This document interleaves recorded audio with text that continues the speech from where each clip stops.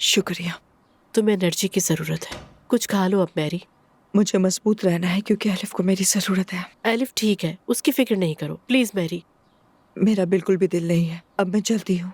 कहीं ऐसा ना हो कि मरियम साहिबा फिर कोई मसला खड़ा कर दे। क्या मतलब इस बात का? क्या कहूँ? क्या हो गया मैरी? कल जब मैं वहां से निकली मेरा जहन काम नहीं कर रहा था। अगर होश में होती तो यहाँ आ जाती, मगर उस वक्त दिमाग माउफ था। खैर वहां दरवाजे पे अब्दुल्ला साहब से सामना हो गया। हम खामोशी से अंदर जा ही रहे थे कि अंदर जाके क्या देखते हैं कि मरियम साहिबा किसी बुत की तरह वहां खड़ी है।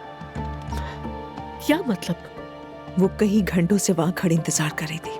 जब उन्हें लगा कि मैं और उनका शौहर एक ही वक्त में घर पर नहीं थे तो जो भी उनके दिमाग में आया वही सोच लिया उन्होंने। ये तो हद ही हो गई है मैरी, मुझे तो वाकई बहुत गुस्सा आ रहा है। आखिर क्या बदतमीजी है भाई, जैसे सब कुछ उनके अमीर शौहर पे खत्म हो जाता है। समझ नहीं आता ये औरत खुद को समझती